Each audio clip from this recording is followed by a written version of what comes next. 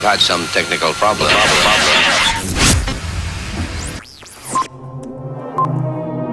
Start on YouTube. Is it live on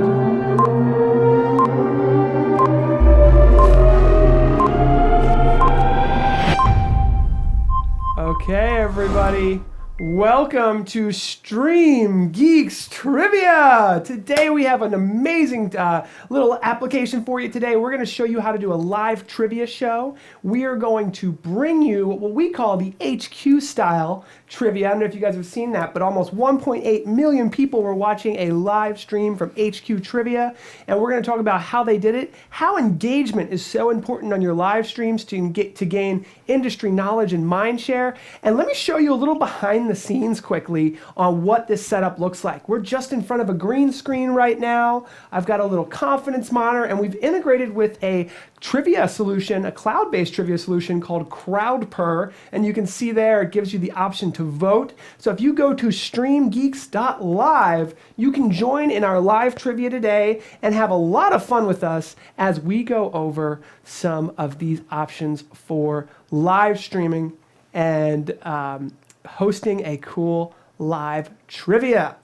So before we get too far into this system, I want to bring in Tess really quickly and see who's in the chat. Who do we have with us, Tess? Hi. Oh my goodness, I almost said hi, Tess. Hi, Paul. In the chat, we have Francois, Camilla, Mike, John, Mark. Who else is hopping on? Carson, Don, Jonathan, Abdul. Thank you so much for joining us today. Paul, you're looking good over there in your fancy game show set. Thank you. Well, it's always fun to be here. And let's not forget, everyone, you get a chance to spin the wheel and win a live streaming camera. But you have to really either enter on streamgeeks.us/giveaway or win this awesome trivia geeky session. Yeah, and don't forget to head to StreamGeeks.live to participate in today's trivia sponsored by Crowdpurr. We do have Ross Newton of Crowdpurr with us today for a live interview, so very excited for that as well. Yeah, so today we're going to have really fun showing you how to do trivia and make engaging live shows that make people want to learn about your product and service, but also we are going to talk about how this can be done and how you can make it happen for your business. I think that any business can use this type of technology to educate, to entice people to engage with your content. So without further ado, we're going to jump into some trivia, and let's go ahead and ask the first question. So StreamGeeks.live, almost forgot, if you're watching on YouTube, hit that subscribe button. And here's why. We're using YouTube's low latency live streaming. Latency is incredibly important when you're doing live trivia. We want to have a real-time communication with you guys, and we have a YouTube counter. So we are watching for that counter to go up. We've got 7207, 7,207 people subscribed. So thank you so much, everybody. We're going to jump into some trivia. So our first question, you guys got to be there at StreamGeeks.live. We're going to start our very first question.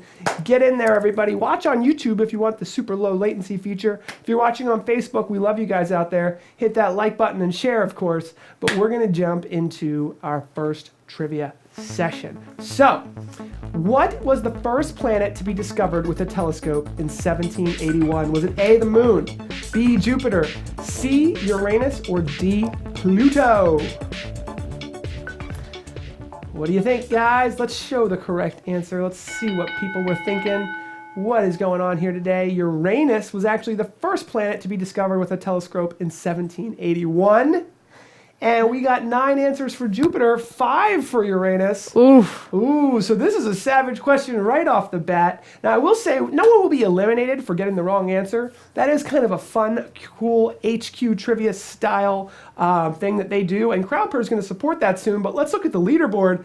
Kyle in first place with 100. Wow, we don't even have to be talking about technology, and Kyle is still in the lead. We've got John E. also tied for first, and Leb in third. Congratulations, guys. It's good to see that leaderboard there. Okay, he's strong. Tied for first. What do you think, Tess? I don't know. I mean, with the non-AV based questions today, might be giving Kyle a run for his money. Now, for those streaming geeks out there, don't worry. We've got plenty of streaming questions, but I threw in some video game questions, some outer space questions, a bunch of geeky trivia that I think you guys are going to love, coming from the Chief Streaming Officer, your friend, Pauly D, here we go. Next question number 2 is... All right, Mr. Robot features an engineer by day, but a vigilante hacker by night. On what TV network? Is it ABC? Is it B, USA? Is it C, AMC? Or D, NBC? Really cool show. A lot of you guys probably watched it. Have you seen this show, Tess? No. You haven't seen this show? No, believe it or not. Oh my gosh, you have got to check out Mr. Robot. All right, let's see. I think a lot of people are going to get this one. I know we got some Mr. Robot fans out there. What is the correct answer? 11 for USA. That's the correct answer. I know that one. Ding, ding, ding. USA came out with Mr. Robot, and it has been storming the industry out there. What a fun, cool show. Kind of vigilante style. Kyle remains in the lead with 180 points. John E. coming in at second there, and Don in third place. We've got a bunch of other viewers in there, guys, staying in there. And so we've got 10 questions. Plenty of time for you guys to catch up, take the lead, and win a live streaming camera, or at least a spin on the wheel. We'll see what happens. Let's go to our next question, number 3. And let's not forget, guys, there's a lot of fun coming up. So I'm getting these trivia out of the way, and then we're going to go into the details of how to do a live streaming show just like this. And the show doesn't have to be just like this. It could be your show. It could be more corporate. There's a whole lot of different ways that this can be used. Question number 3. This is a fun one. Is Luigi older than Mario? We're talking about Mario Brothers here, Tess. Mm-hmm. And true or false, Luigi is older than Mario. And some of you might have seen the Mario Brothers show, and it was a fun one. True or false? True or false? Luigi is older than Mario. False. A lot of people think Luigi's older than Mario. Not sure why. Mario was obviously the original, and he is older than Luigi. There you go, guys. 15 of you, the majority of you getting that one right. Yes, Mario is older than Luigi. Kyle staying in first, but Thomas Hendricks getting up to 160. Wow, we got a lot of leaders up there. This is a close game. We got a lot of you guys ready to win. A lot of people, I think, interested in some of these more geeky questions, but don't worry, there's some streaming questions coming up soon. So we've got some more techie questions, Tess. Let's see. All right, our next question is coming up. Which company did Steve Jobs not start in this list? Oh, and this is a rollover question. Apple. A, Apple. B, Pixar. Or C, Next Computers. One of these companies Steve Jobs did not start. He actually purchased it and made a big deal about it. In fact, this company he purchased from, I believe, George Lucas, if that helps at all. All right, what do we got? Pixar was purchased, actually, by Steve Jobs from George Lucas. When George Lucas didn't really think it was a big deal. Now it's one of the biggest animation companies good choices in the world. there. Good decision there. Most of you getting that one right. Good job, folks.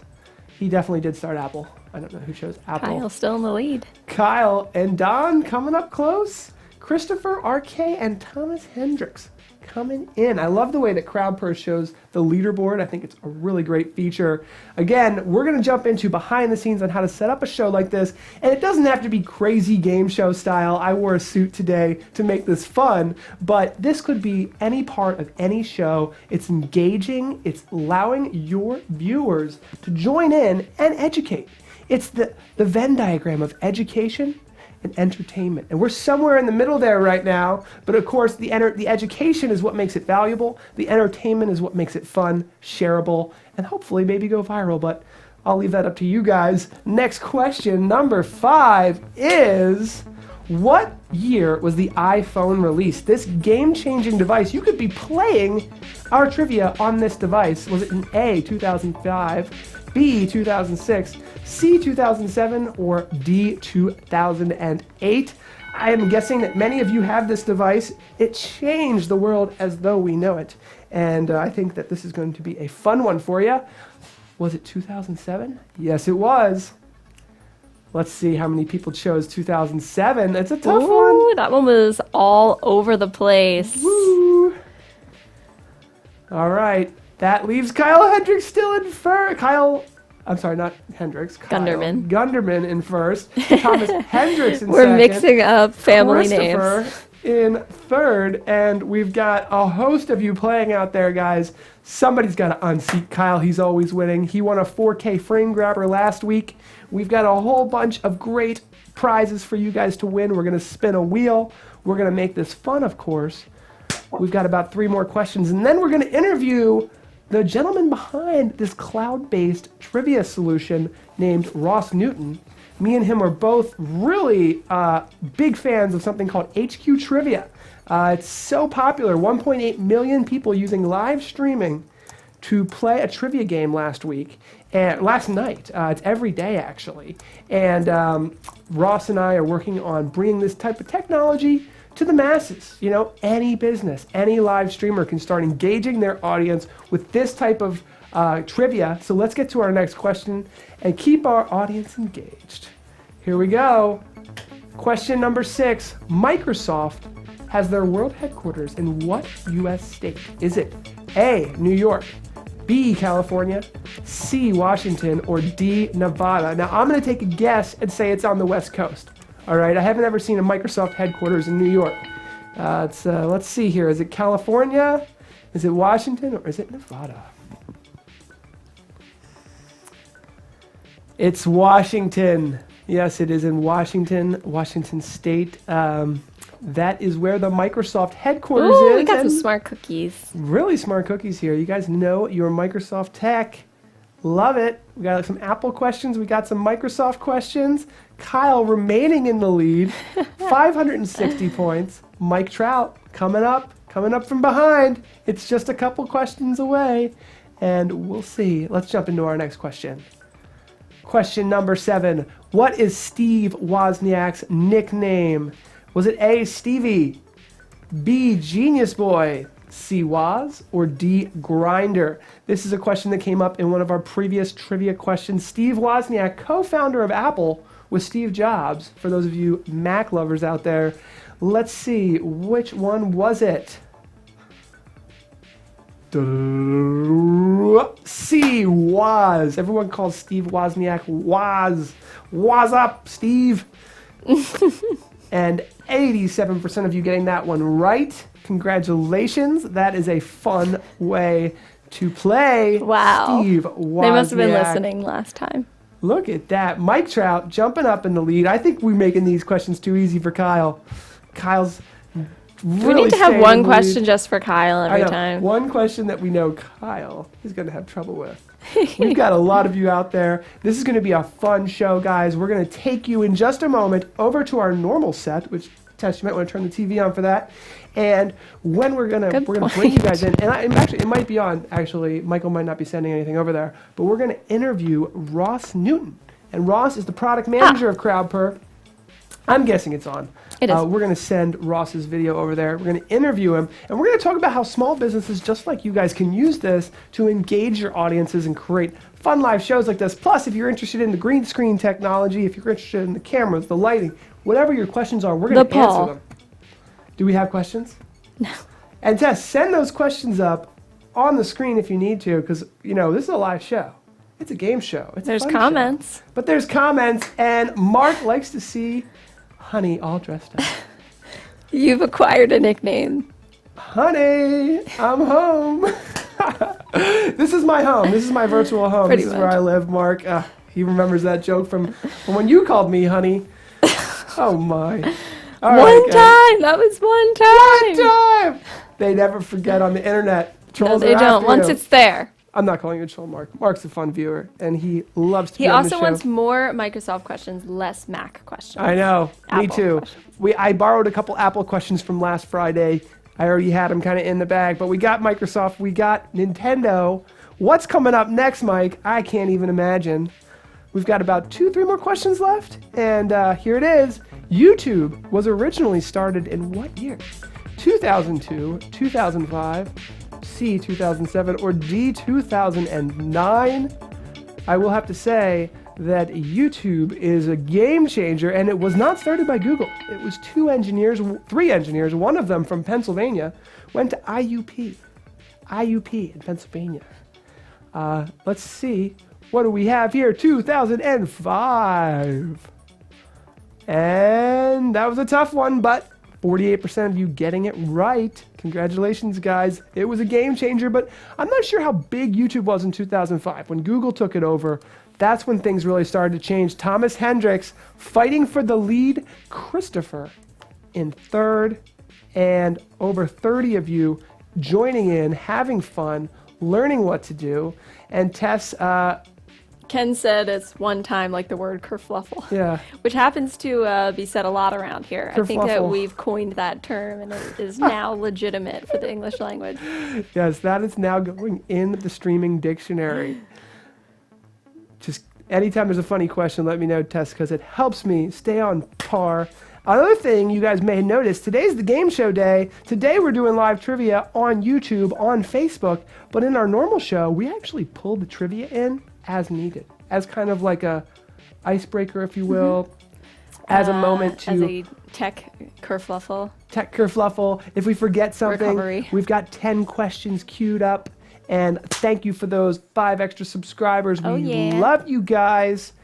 Moving on to our next question. That was insane. Cheers, cheers, cheers. You guys rock the house.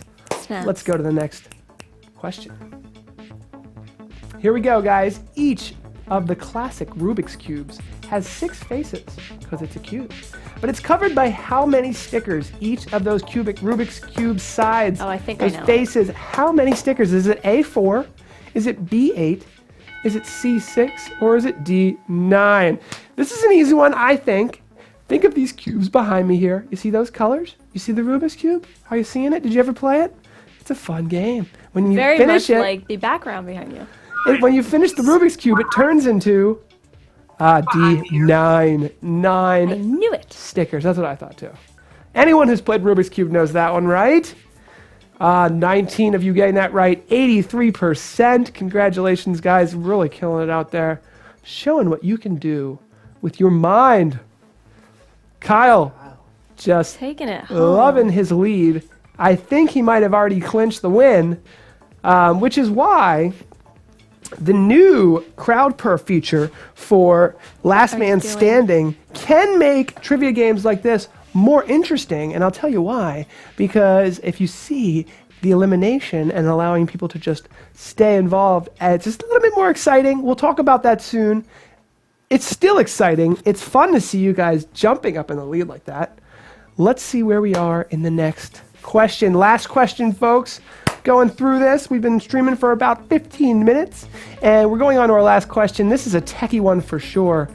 1 kilobyte is equal to how many bytes? A kilobyte, just a little kilobyte.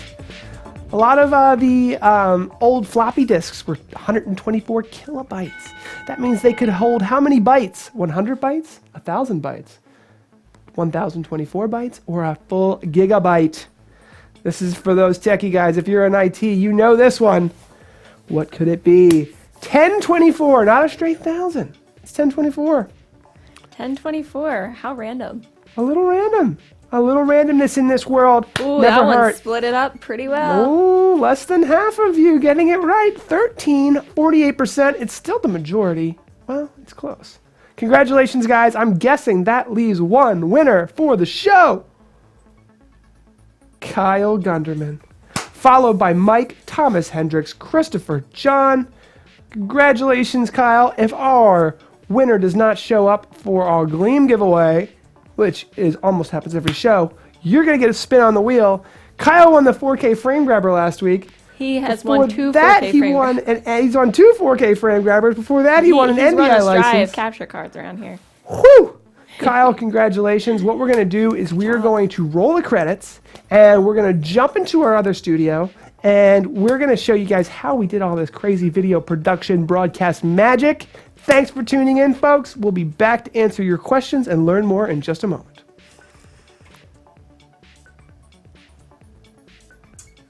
And we're still here because...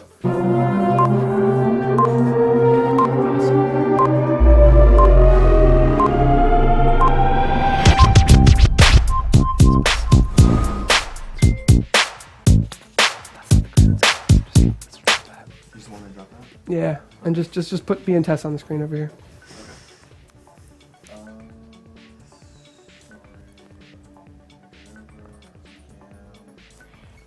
we're just about to be back It's an overlay. after this brief momentary. There we go, and kerfuffle. we're back. All right, guys. Whew, I'm taking my jacket off if that's okay. We have a gentleman named Ross Newton that we're going to bring on to this screen here. Tess and I are going to chat with him, and he is the product manager. And by the way, guys, I'd love to know what you thought about the show today. I'm going to pull this closer now, if that's okay. Sure. I'd love to know. It's 2, I think. And I'd love to know what you guys thought about the show today. We're getting some better in-ear monitors. I know this looks a little goofy, but Ross, how you doing? Good. How are you guys doing? That was Great, really cool. thank you. What'd you think of the show?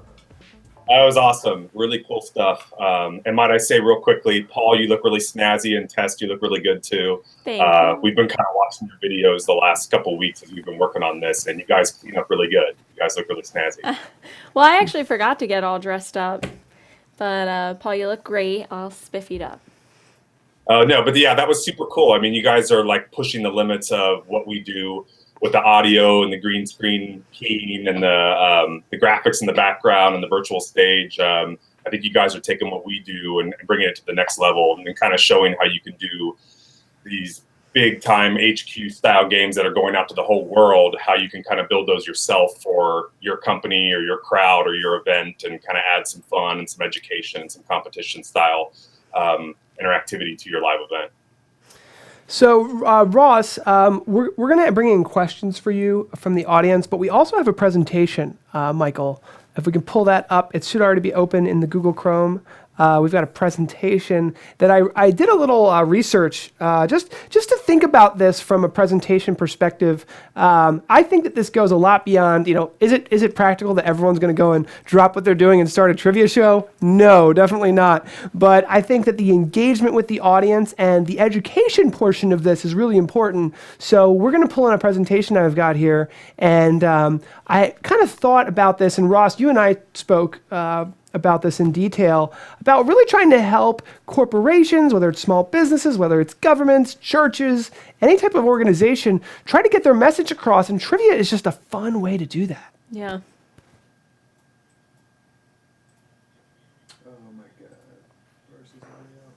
Platform. So we have trivia, we have polls, there's some other things as well, but trivia is probably our been for the last couple of years, and then now with HQ and success of some of those other platforms, people are really getting into it. And people have always liked to go to their local bar. I want to join in and show my stuff and my knowledge and play against the other people that are around me.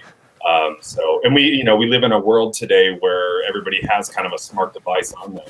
So people that are holding live events or gathering people together, they're leveraging that and allowing people to interact instead of just sitting back and passively watching an event. You can now pull out your phone and join in. And like you said, Paul, it's everybody from a lot of corporate America, a lot of all hands meetings and training sessions and that kind of stuff. But we have people that do trivia at family reunions, at weddings, sitters, moms that do it for their kids for Christmas, Christmas fun. Everything in between. I mean, all kinds of different clients that leverage this, but definitely a lot of corporate clients that are trying to make their corporate clients and live events that are trying to make their sessions more fun, their briefings and their presentations more interactive for sure. Yeah, I think the fun aspect of it, the interactivity aspect of it is something that we're going to touch on in this presentation that we're going to show in just a moment here. The presentation really kind of digs into, and I actually have, you can download this presentation at streamgeeks.us/trivia.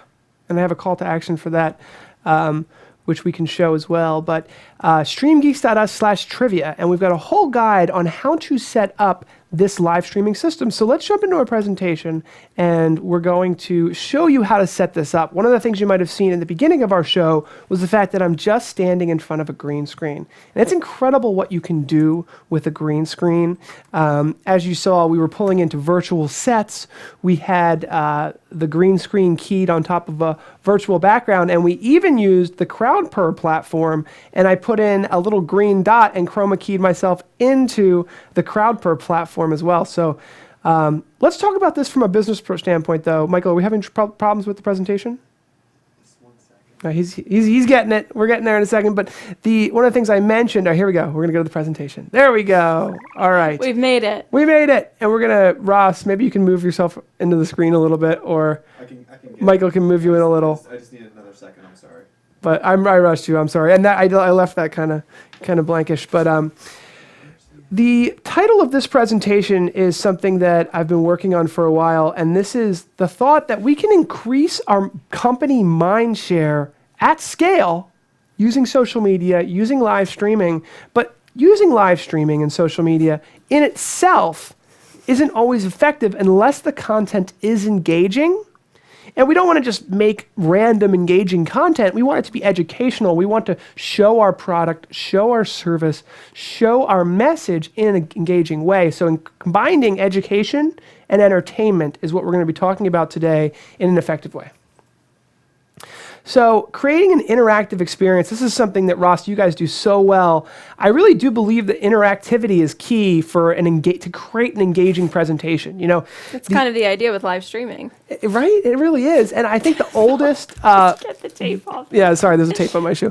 The oldest trick in the book when you're doing a presentation is to say, give me a show of hands. How many people do this? Or how many people do that? Ask for That's that like response. the old school interactivity, but now we've got these internet technology tools, Right. these cloud-based tools that allow us to do giant polls with people all around the world and connecting them via live streaming. Maybe, Ross, you could tell us about some interesting applications that have kind of blown your mind from users getting creative. Yeah, I mean, that's the neat thing, Paul, is that we have this platform and we have this set of tools that are sort of off the shelf. And what different people do with them is always like blowing our minds and pushing it further and further. Just like you guys with the green screen window, that was super cool. But yeah, we've had other clients that have conducted like national trivia games where because when you sign up, we allow you to build multiple games and run them at the same time and have, a couple people logged in and controlling it. So we've had companies that have different branches in different states across the country, have all their employees in different little auditoriums all compete together and have, the West Coast versus the East Coast and, the South branch versus the North branch, and to just do some really cool stuff where it's this fun, competitive way to test their employees, if they were paying attention during their briefing. Wow. Right. So stuff like that. And there's a time and a place for a really static briefing. A lot of people sometimes knee jerk. Well, I don't want people on their phones during, our presentation. But there's a time and a place for that. But then there's also a time and a place when you want to make it more fun and you want to interact and kind of get a little bit of feedback from your audience. And there's lots of cool new ways to do that.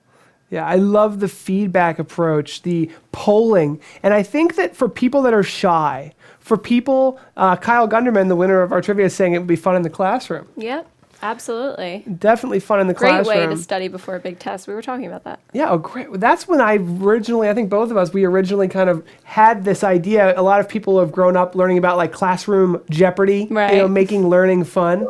But also I think the polling and the live showing of the leaderboard and the reactions and the percentages of who's voting for what, for people that are shy, who maybe don't know what other people think or not sure what the audience at large's opinion is on a certain subject. Now we're showing everyone, revealing your cards, if you will, of how people feel about a given subject, which I think is great for learning. So historically, people, there was clickers in the classroom and clickers in the college auditorium, and they were these hardware wire devices. Yeah. And we're in today's day and age of mobile devices and cellular data. You don't even need Wi-Fi to use this. Just the cellular data is enough, and we make sure that mobile client to access that is an easy URL. Short little download to get started, and then to actually play is extremely small bandwidth. So we're leveraging the technology of cellular data and mobile devices to make it easy and do away with some of that old clicker technology.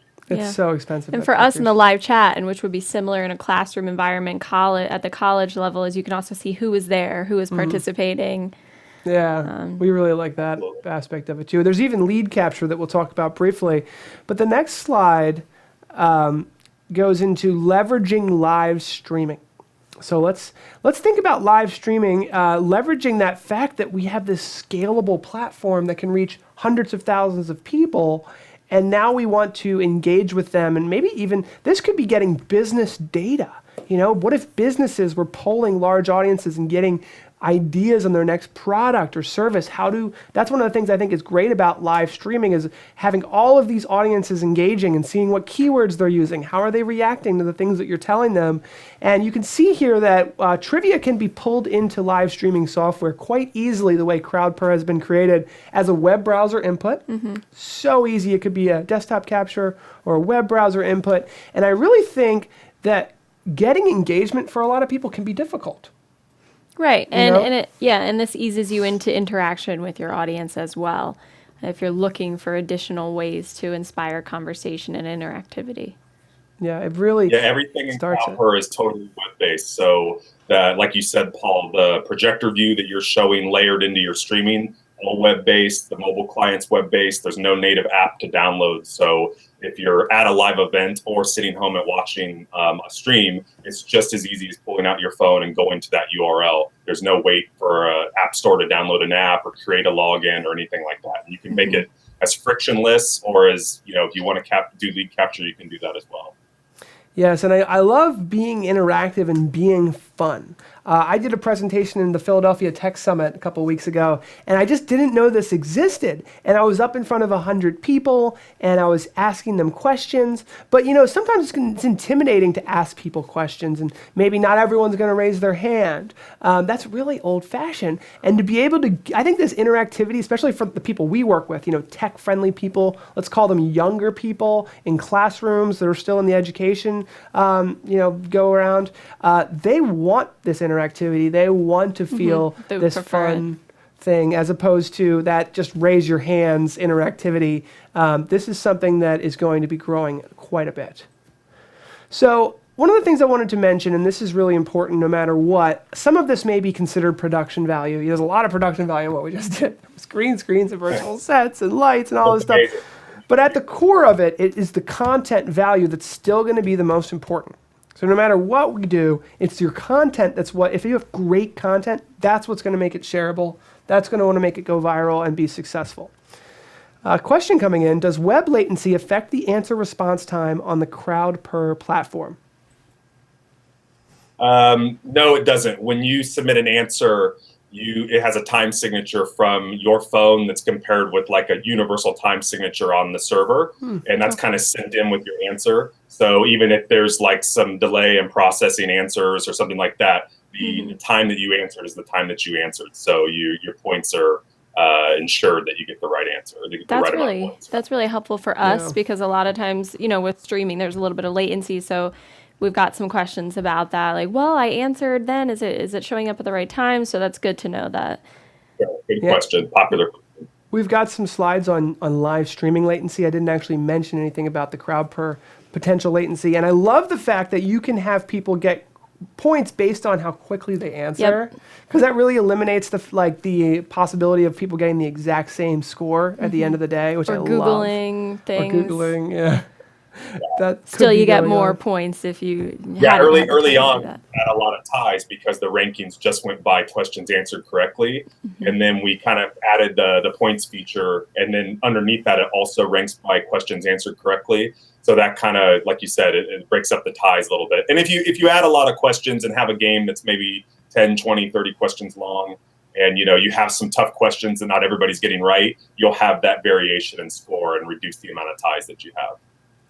So earlier in this presentation, we talked about the connection between education and entertainment. And that was my understanding of how to get effective engagement without having trivia or any of the polling options that Crowdpurr brings to the table.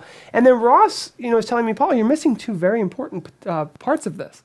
Friendly competition and an incentive. Now, we had an incentive, but it wasn't really tied to a competition. Right. And this has kind of brought two very important parts into this whole experience. Now we're breaking down the experience that many of our viewers just participated in. And I think that adding all four of these together is a home run for people who want to make 21st century presentations. We all have heard of the word or the saying, death by PowerPoint.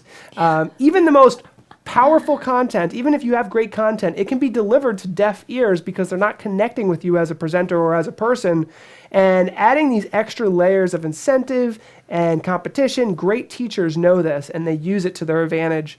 And I think that you're right on the money with this, Ross. This is just I don't know if there's been any other examples you want to bring up, but this was kind of your idea. Well, we had a customer that said about a year or two ago that he was using it. He's has a DJ service and he goes and does parties and things like that. Well, he started using the trivia at his different events and parties, regular kind of trivia nights at bars.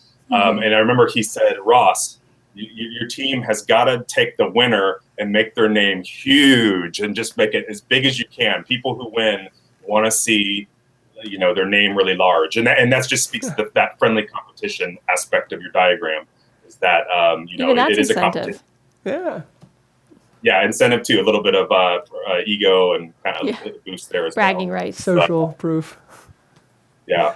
I love it. So now let's talk a little bit about the technical implementation tips that we have for you guys from a streaming perspective. If you're thinking about using this the way we do, a lot of Ross's customers do this in room, let's say without any streaming software. But I think you're going to see, Ross, a lot of people starting to use this in the streaming market.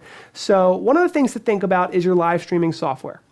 So I love the way this is set up. We're capturing Crowdpurr's basically URL as a web browser input. It's one thing that we can fade to as any other input, whether it's a camera or a streaming solution or anything like that. So it's very simple to get in there and start moving around and showing stuff off. Mike is showing it in a little more detail here. And then from here, everything's managed in the cloud. So you just need one computer or desktop or something to switch questions, to show the leaderboard, to go back and forth. So I really love that. The next thing is the low latency YouTube live streaming feature. There's 3 options. What you want to do is you want to go to the advanced settings in YouTube. Now, Facebook does not have a low latency streaming feature, which is kind of a little bit, annoying, but Facebook might get there. They've been behind on YouTube, right, but ahead in other ways. So you hit the advanced settings tab there, and then that opens up a section that allows you to choose your latency. So there is a low latency section. There's 3 options. There's normal latency, which is what we almost always used. It gave us like 25 seconds of latency. And then when we realized we wanted to start having low latency real-time engagement, we went to the low latency tab. But even beyond low latency, there's ultra low latency. And with ultra low latency, there is almost 0 latency, but there's no buffering, so there's no DVR support. Your stream will not be saved in the cloud. It doesn't support 440p or 4K, and it also does not support closed captions. There's just not enough time for YouTube to generate the closed captions. So we're actually using just the regular low latency.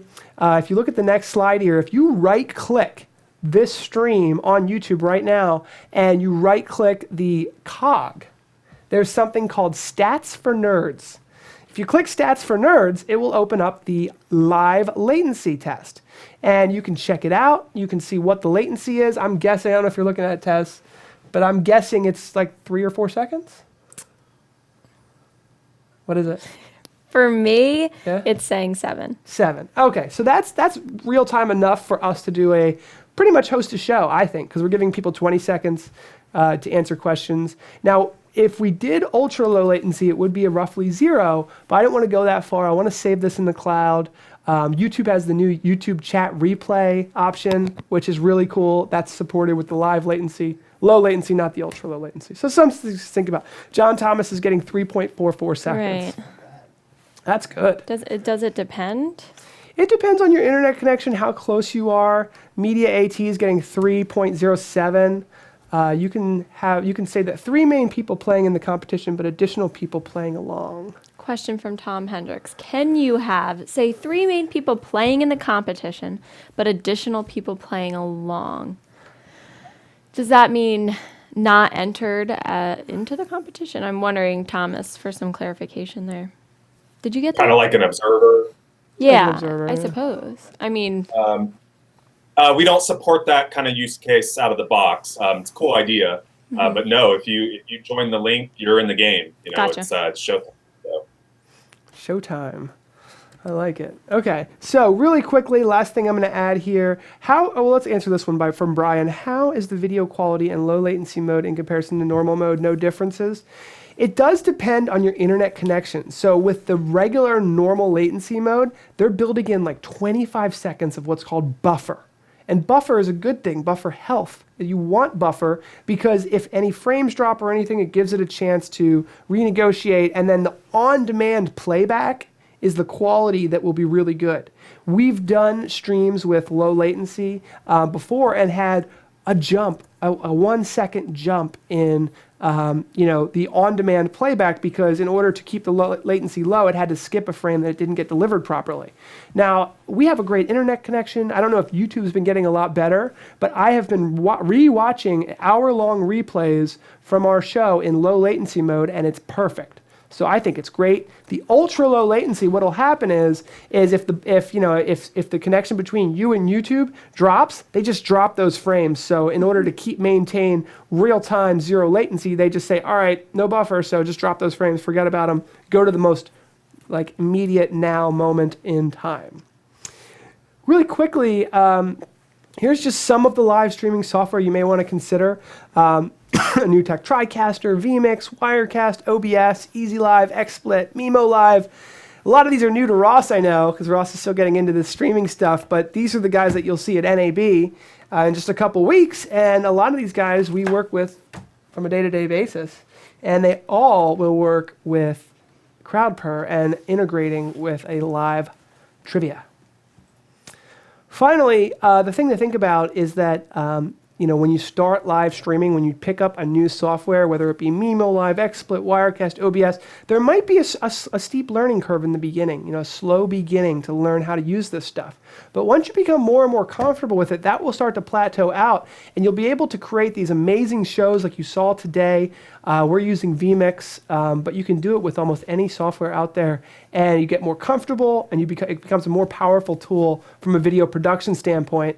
But we had a slide on this. Content is king. If you've got great content, start out with a single camera. Start out with whatever you need to get that content out. Let the video production come second. We, our camera manufacturer, we do this stuff for a living. Right. The video production is almost as important as the content to us, but everyone's different. And that about wraps it up. Just don't forget to subscribe to this YouTube channel. We keep on delivering you guys great information, great tutorials, and I think that there's no other way to really get this type of great content than subscribing and staying up to date. You don't become a video production expert overnight. It just takes time, and we're here to step you every week of the way, answer your questions, and grow together. Don't want to forget, plug the book. Live streaming is smart marketing. It just came out. It's available on Amazon. It's available on Kindle. This book did not include anything on Crowdpurr, Ross, but I'm building you into book number 2. Don't worry. Found out about Crowdpurr a little late. This book does talk about education and entertainment, but those 2 extra parts, competitiveness, competition, and incentive, You need to add a footnote in there. need to get in there. So I don't know if we need revision number 1 or a whole new book, but Ross, you've changed our show, and you didn't even know it. So congratulations to you. It's just a great product. Yeah, hopefully you can use this as a use case. Yeah, you changed how people use Crowdpurr. I don't think anybody used it in a streaming way before. And we're going to start adding some features to kind of help with that. Like the green screen circle, we'll kind of make some features based around that to kind of make that easier. But yeah, thanks so much for having us on the show. We really appreciate it, and for talking about Crowdpurr. And just we want to let your audience know that if they want to check out Crowdpurr or look into it further, just go to crowdpurr.com and mention that you saw us on StreamGeeks, and we'll give you a special discount. So you can just after you sign up, you'll have a help email, and we have a whole help center with comprehensive tutorials and step-by-step instructions. Plateau, but once you start using it a little bit, you'll see how easy it is. But thank you guys so much. I appreciate it very much. No problem. And guys, I linked Crowdpurr's website right in the chat, so you can head there. And remember, he said he's going to give an awesome discount for those of you who mentioned StreamGeeks. That's exciting. Yeah. Thanks, Ross. Thanks, Ross. We Sure. look forward to working with you more. We love what you're doing. I have some great ideas on how to improve the product. Hopefully our users will too. So take a look at it, guys. Give it a shot. The user group? The user group, please. If you have not joined our user group, it's where we all hang out after the show and geek out about streaming stuff. Facebook.com/groups/PTZ Optics. Oh, /StreamGeeks. My apologies. Facebook.com/groups/StreamGeeks. I'm getting brands confused now. Affiliation problems. Head over to StreamGeeks, our group. Ross, actually, I think will be there as well. I sent you an invite, Ross.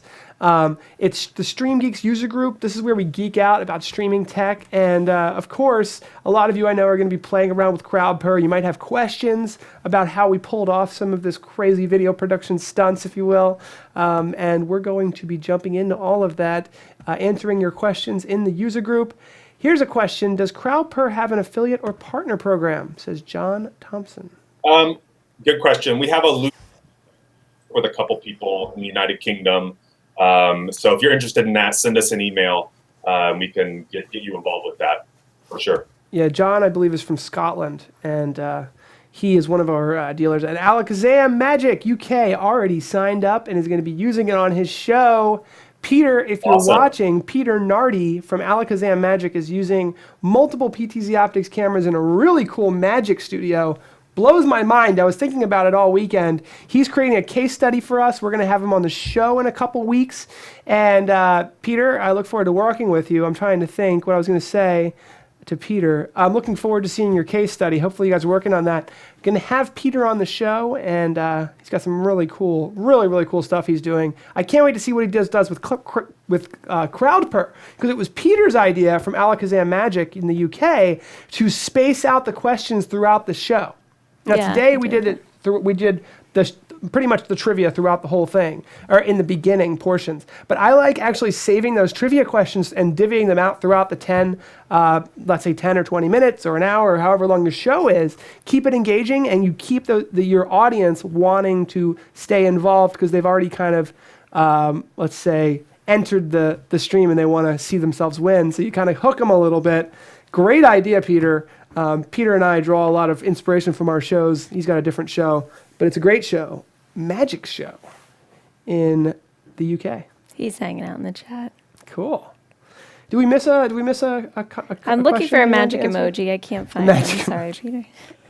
If Tess is not commenting, she's probably looking for a special emoji, a custom emoji. It's the rabbit in the top hat. The rabbit in the top hat. Yes. They're both. It's like two of them. All right.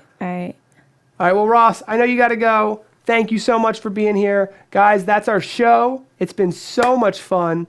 Again, follow up with questions in the user group. That's where we kind of, if something hits you the next day, you want to ask Ross something, you want to ask us something about integrating Crowdpurr, how we did something today, we will answer your questions there. We love chatting with you guys and growing closer every day with community. All right, Absolutely. Thanks, Ross. Don't forget about giveaway. Oh my gosh, we have a giveaway to do before we. Oh my gosh. All right, we got the giveaway. Tess, pull the giveaway window. All right, guys. Woo. And somebody in the chat just said, Tess, you're going to yank that out of Paul's ear. Don't worry, guys. Honey's got that all figured out for himself. He doesn't need me to pull anything out of his ear. All right, we're pulling up Gleam. The giveaway is officially ended. And we are going to draw a winner. And remember, you must be present in the chat to claim your prize. And if you're not there, we'll give you a minute. Kyle today is the winner of our Crowdpurr trivia, and he will be taking home the spin. Now, I just want to mention that the 4K capture card, we've given all of our 4K capture cards to Kyle already. So if it lands on this, we're going to have to do a spin again. We're trying to add more fun stuff to this. This is what everyone's after. John, are you here? I think he is here, isn't he? We'll see. All right, John, you've got about 60 seconds. Roughly, because we don't have as much latency as we used to, John. You can't call the latency card anymore. We're using the low latency feature. But yeah, this is that competition portion of our show where I think it's very friendly, fun competition. Let's see. John. I see John Thompson. I'll plug the book one more time. I am working on version 2 of this baby, and there's a whole chapter on Jonathan Merles is here. John's here. Okay. John's here. We'll spin for John. Here we go. Ready? Yes, let's do it.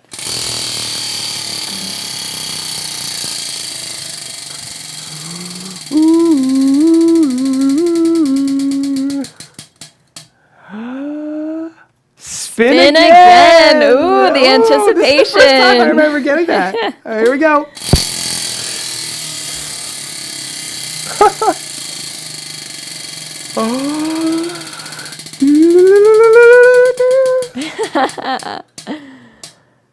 Sunglasses. Okay. That's the second time in a row we got sunglasses. Wow. Well, you know, we gave away a free camera just last week. All right, fair 4K enough. capture card. We've given away thousands of technology gear on this show. There's more coming soon. I know when you get the sunglasses, you're like, oh, darn. But it's all good stuff. We got IP joysticks on here. We've got NDI upgrades, t-shirts, mouse pads, capture cards, and an NAB pass. If you want to come to the NAB show, we're here. Ross, thanks for chilling with us today. It was too much fun. Thanks. That's our show, and we'll see you in the user group.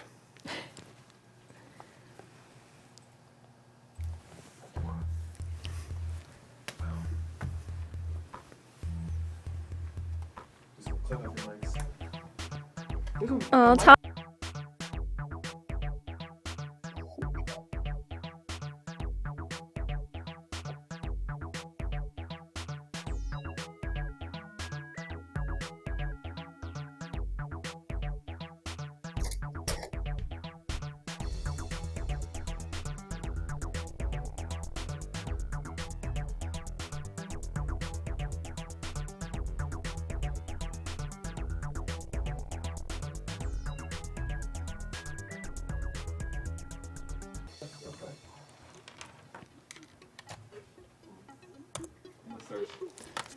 Thanks, Ross.